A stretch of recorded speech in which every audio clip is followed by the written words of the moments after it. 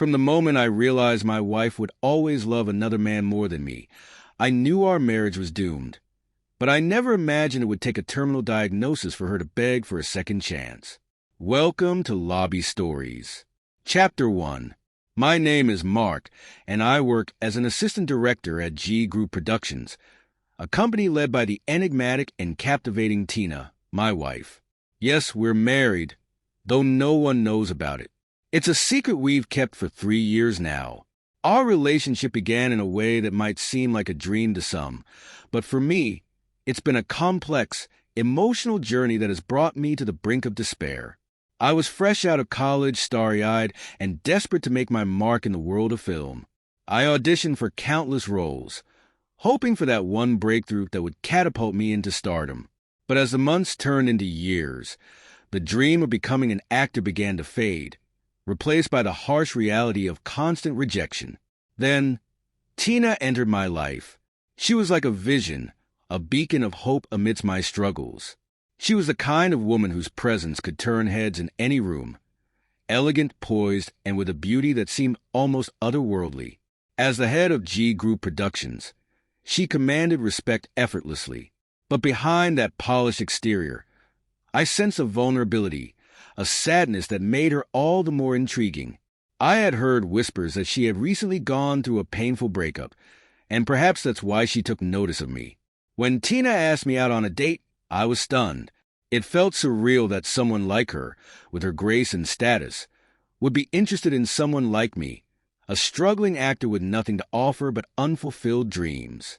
But I was already captivated by her, and the thought of being close to her was intoxicating. So, I didn't hesitate, I said yes. Our relationship blossomed quickly, and within 2 years of dating, we found ourselves exchanging vows in a quiet, private ceremony.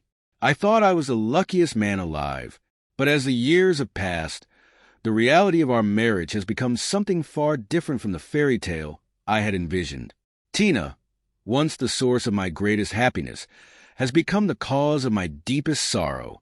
She often looks at me with disdain, comparing me to the ghost of her first love, a man who left her many years ago but still haunts her heart. No matter what I do, I always seem to fall short in her eyes, a pale shadow of the man she truly wants. It's been 5 years since we first met, and though I am now an integral part of G Group Productions, working closely with Tina, I am also a prisoner of my own emotions. I endure her cutting remarks, the humiliation, and the emotional torment because, despite everything, I love her. I love her with a passion that refuses to die, even as it slowly consumes me. I've thought about leaving, about ending this torment, but the thought of living without her is a pain I cannot bear. And so, I stay in this marriage that is both my salvation and my curse, hoping against hope that one day she'll look at me the way she used to, with warmth and affection, instead of the cold indifference that now fills her gaze. But deep down, I know that I'm just holding on to a fantasy, a dream that may never come true. Chapter 2. Living with Tina. I quickly adapted to a life I had never imagined for myself. I learned how to cook, how to clean, how to manage the little details of our home. Tasks that Tina had no interest in. I did it all for her, hoping that by taking care of these things, I could bring some warmth back into our relationship. But it wasn't enough. I wasn't enough. The truth is, Tina never really saw me for who I was. She saw me as a shadow of someone else, a man whose place in her heart I could never truly occupy. Rocky, her first love, the resemblance between us was uncanny, as if fate had cruelly decided to bind me to a man I had never met, but whose presence haunted my marriage. People who knew Rocky and then met me would often comment on how we could be brothers. The same dark hair, the same sharp features, even the same half-smile that hinted at secrets. At first, I thought the similarity would work in my favor, that maybe, just maybe, I could win her over completely with my love. But Tina's heart had already turned cold, long before I ever stood a chance. In the first year of our relationship, Tina was kind, respectful, and tender. She treated me as if I were someone special, someone worthy of her time and affection. But as the months turned into years, that kindness began to wither away. Her demeanor changed. She became distant, agitated, and cold. The woman who once made me feel like I was on top of the world now looked at me as if I were a constant disappointment, a burden she was forced to carry. Her words became weapons, slicing through my self-esteem, leaving scars that no one could see but me. Yet, I endured it all, believing that this was just a phase, that she would come back to me eventually. But then one day, everything changed. It was an ordinary day, or so I thought. Tina was in the bathroom, taking a shower, and I noticed her phone lying on the bedside table. I don't know what compelled me to pick it up. Maybe it was a growing sense of unease that had been gnawing at me for months, or perhaps it was just curiosity. Whatever it was, I found myself unlocking her phone, my heart pounding in my chest as I scrolled through her messages. What I found shattered me. For the past 6 months, Tina had been in contact with Rocky. The man she had once loved, the man she could never forget, was back in her life. And the messages between them told a story I never wanted to read. As I scrolled further, I found photos, smiling pictures of them together, memories of moments they had shared without me knowing. Some were intimate, too intimate for me to bear. My hands trembled as I looked at them, each image a knife to my heart. I felt sick, my mind reeling with the realization that the woman I had devoted myself to, the woman I had loved so deeply, had been using me as a mere stand-in for the man she truly wanted. I knew, deep down, that I had always been a replacement for Rocky, but to see it confirmed so blatantly was a pain unlike any I had ever felt. In that moment, something inside me broke.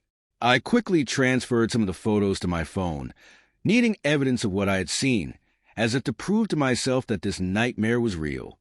I deleted any trace of the transfer and placed her phone back exactly where it had been, trying to steady my shaking hands. As I stood there, the sound of the shower running in the background, I felt the weight of my reality crashing down on me.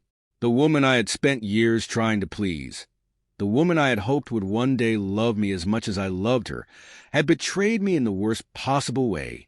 And yet, as much as I wanted to confront her, to demand answers, I couldn't. My love for her, twisted and broken as it was, held me back.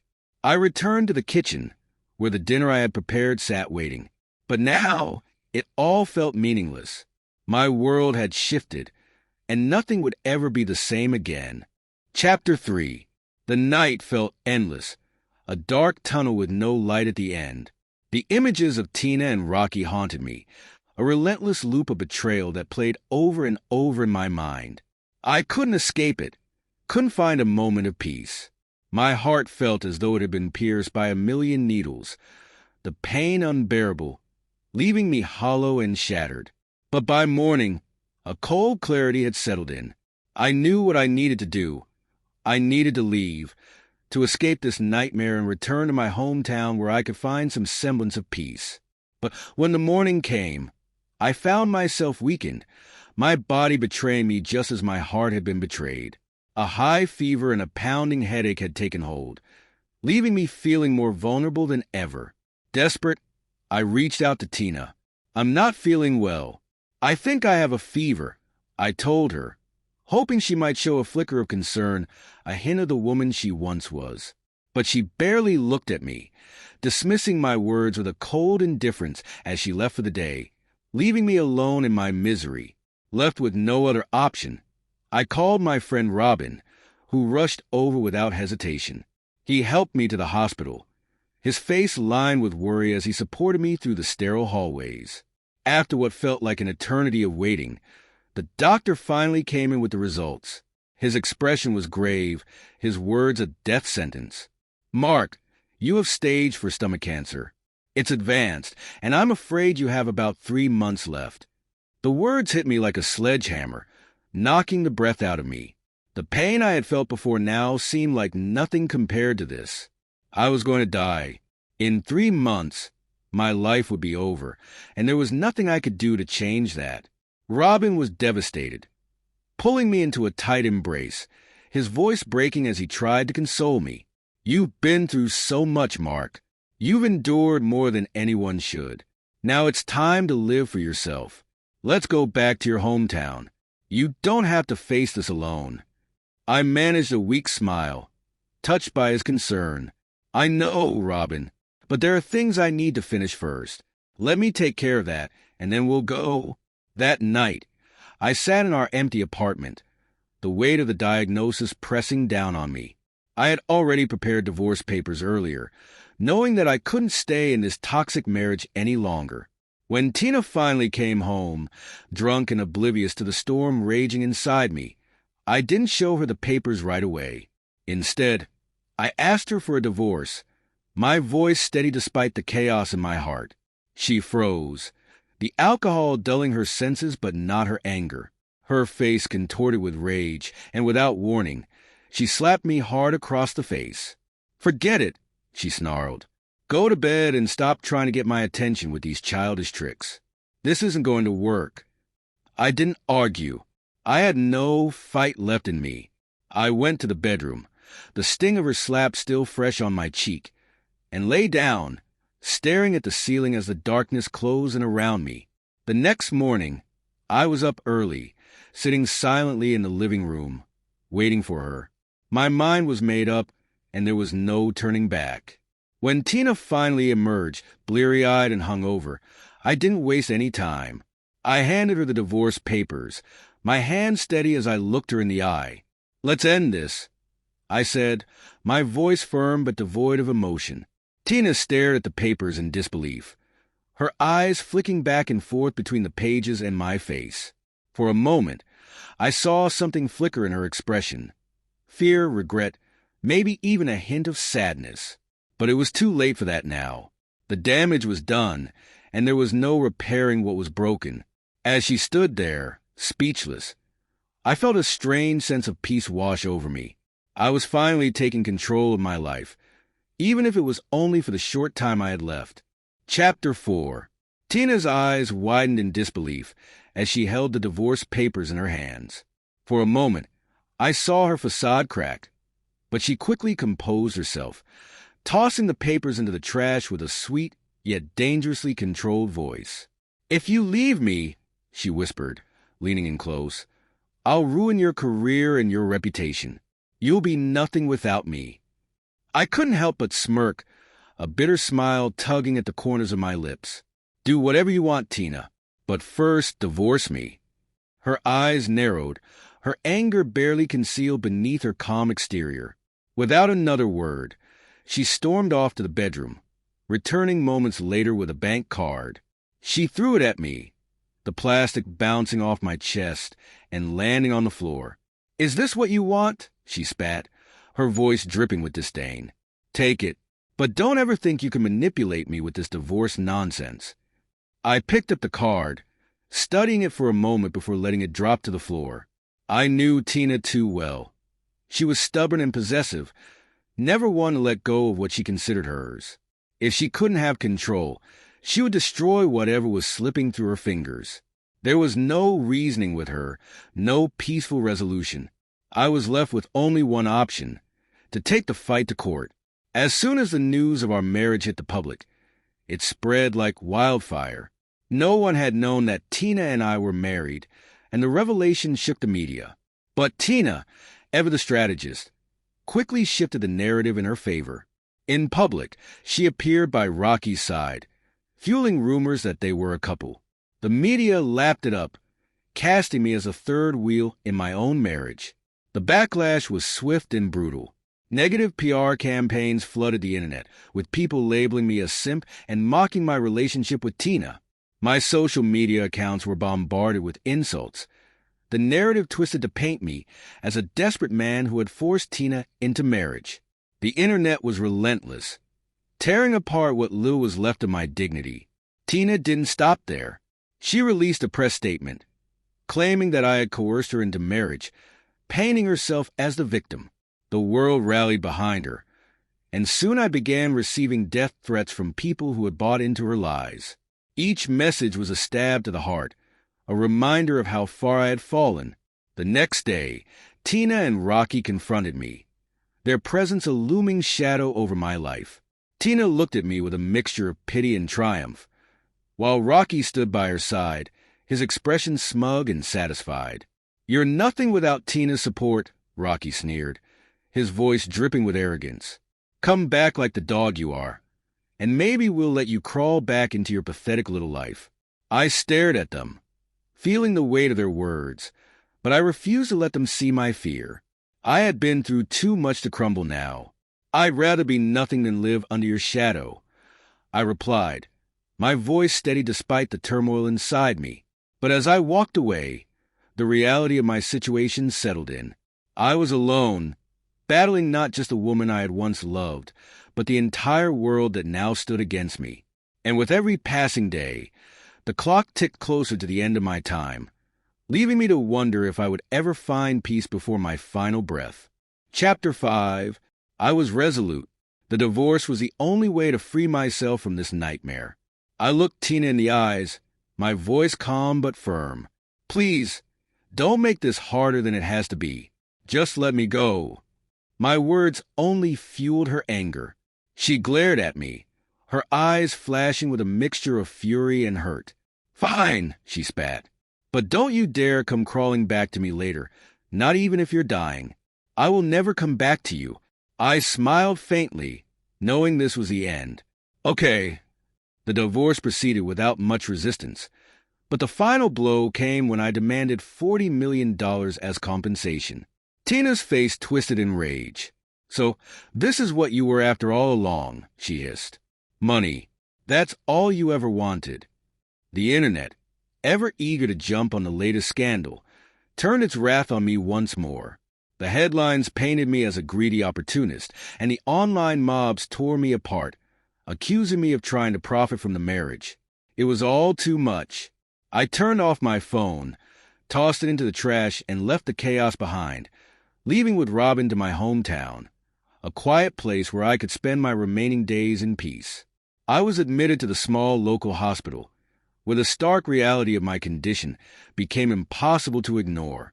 The chemotherapy was brutal, stripping me of my hair, my strength, and any semblance of the man I once was. My face grew pale, my body frail, and the effort to simply stand became a struggle.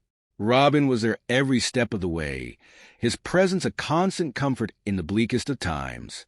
But even in this remote corner of the world, I couldn't escape the public eye.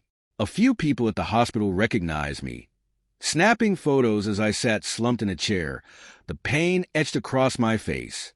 My vulnerability was laid bare for the world to see, and soon those photos went viral.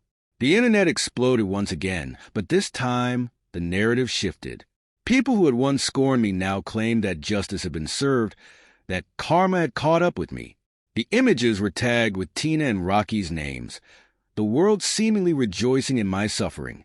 When Tina saw the photos, everything changed. Her strong facade crumbled. She became pale, her eyes wide with shock as she stared at the screen.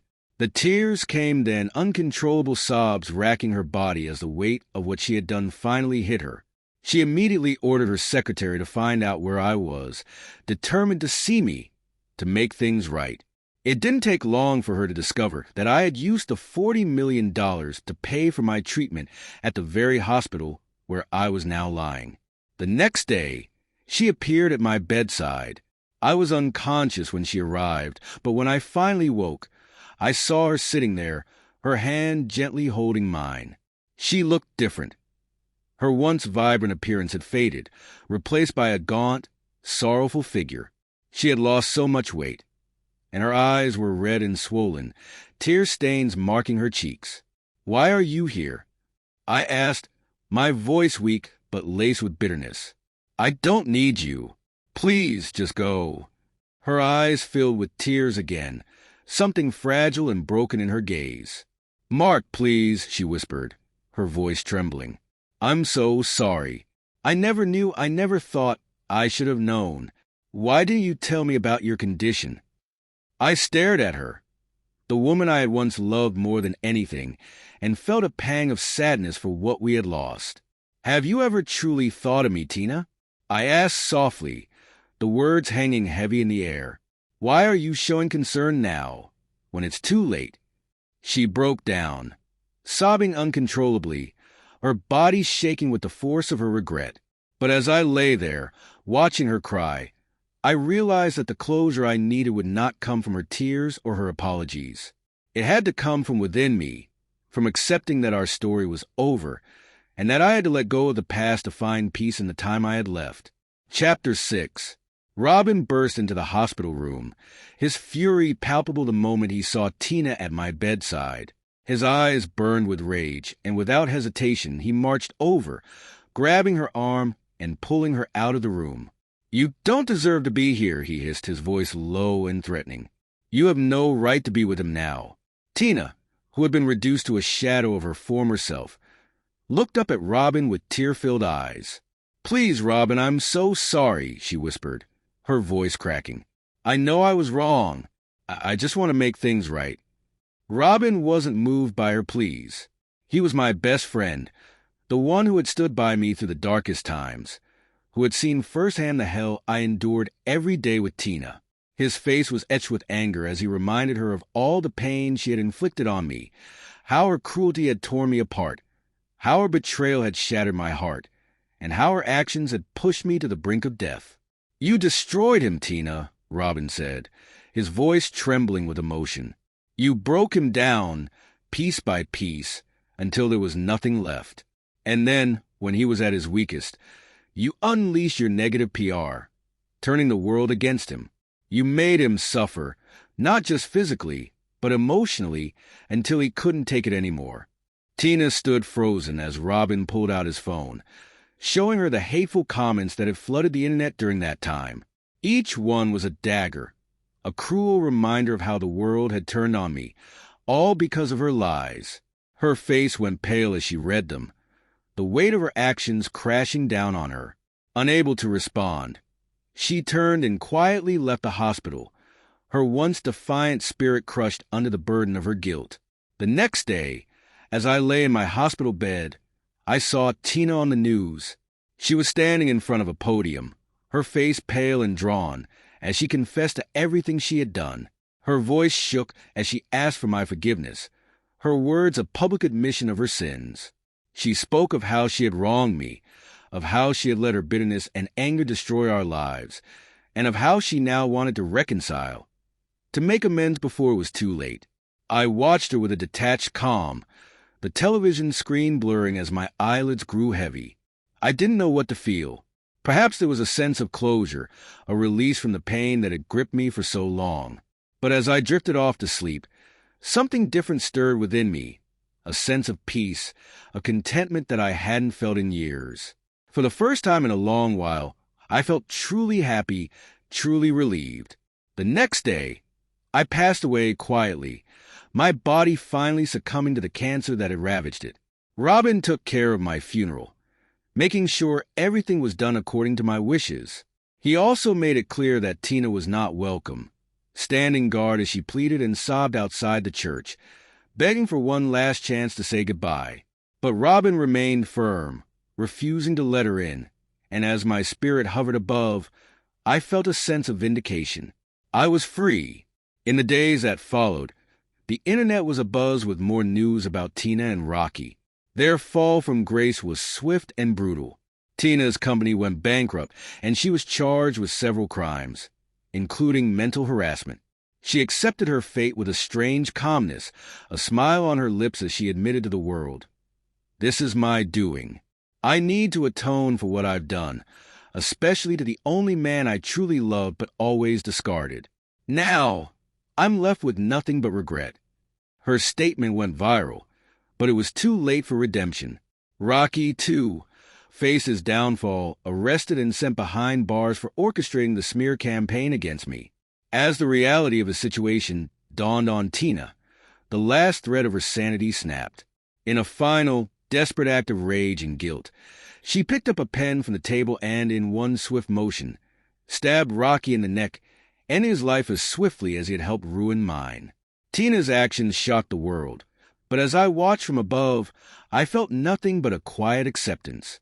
The cycle of pain and revenge had ended. leaving behind only the echoes of a tragic love story that could have been so much more. Chapter 7. Tina sat in her cold, dimly lit prison cell, the walls closing in on her like the regrets that weighed heavily on her soul.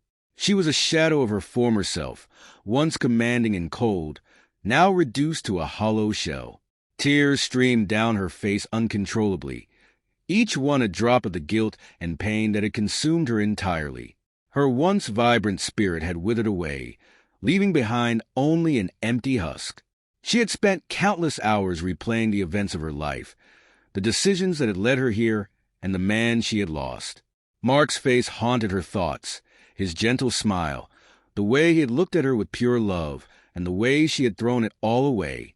The agony of her choices twisted inside her, a constant torment that no amount of time could ease.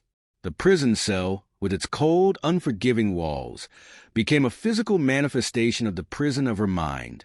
As she sat there, her body weak and her heart heavy, she began to feel the last remnants of life slipping away. Her eyes, once sharp and full of command, now closed slowly, her breath becoming shallow.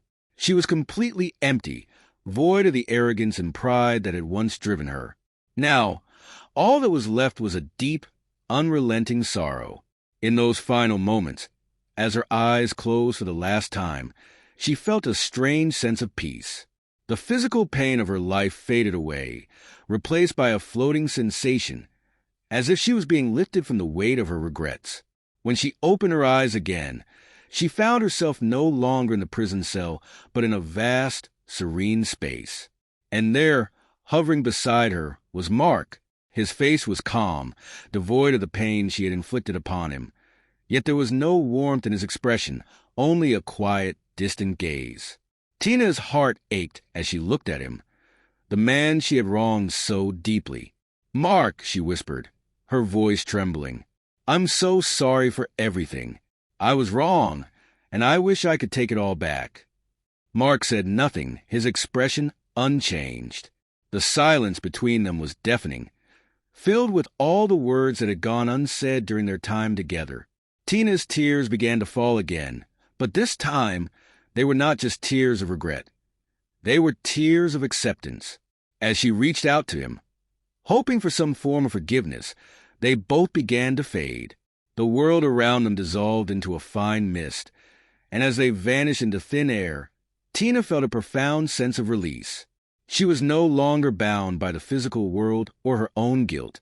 Tina's POV. The day Rocky left me heartbroken was the day I lost a piece of myself. I had been in love with him deeply, and when he left, it tore me apart. But then I saw him, or at least I thought I did. It was Mark, a new graduate who had started working at the production company. He looked so much like Rocky that it was almost uncanny. Something inside me shifted when I saw him. I could see that he was drawn to me, that he loved me from the moment we met. So I asked him out, knowing he would say yes. It was all too easy. The first 2 years with Mark were fine. He was kind, attentive, and always eager to please. But then, something in me changed. I stopped seeing him as a person and more as a toy, something I could control and keep for myself. When he asked for a divorce, I was furious. How dare he think he could leave me? My pride wouldn't allow it. After the divorce, when he was no longer in my life, I felt a strange emptiness that I couldn't shake. My ego was too big to reconcile, though. I wanted him to come crawling back, to beg for my forgiveness. But when I saw those photos of him undergoing chemotherapy, everything shattered. It was like someone had driven a knife through my heart. The man I had discarded so easily was suffering, and I had been too blind to see it. I rushed to the hospital, desperate to see him, to make things right. But when I arrived, I saw him lying there, pale and expressionless. The guilt washed over me like a tidal wave, and I begged him to forgive me, but his face remained unchanged, as if he no longer cared. I had lost him completely, and the realization broke me in a way I never thought possible. When he died, I didn't feel anything physically, but mentally, I was destroyed. The guilt and regret were too much to bear. And then, when I found out about Rocky's role in Mark's downfall, I snapped. I didn't care about the consequences anymore. I just wanted to end the pain, to make someone else feel what I was feeling. So, I took that pen and ended Rocky's life. On the day I was sentenced, I saw Mark again, floating above me, his face still expressionless. He didn't care about me, didn't care about anything anymore. I was nothing to him, just as he had become nothing to me in those final days. I wanted to go to him, to beg for his forgiveness one last time. But I had no hope left, no desire to continue living. So, I closed my eyes, and when I opened them again, he was there beside me. "Mark," I whispered, "please forgive me." But there was no answer. And as we both vanished into the thin air, I knew that I would never find the redemption I so desperately sought. My only solace was that we were finally free. From each other, from our past, from the pain that had consumed us both.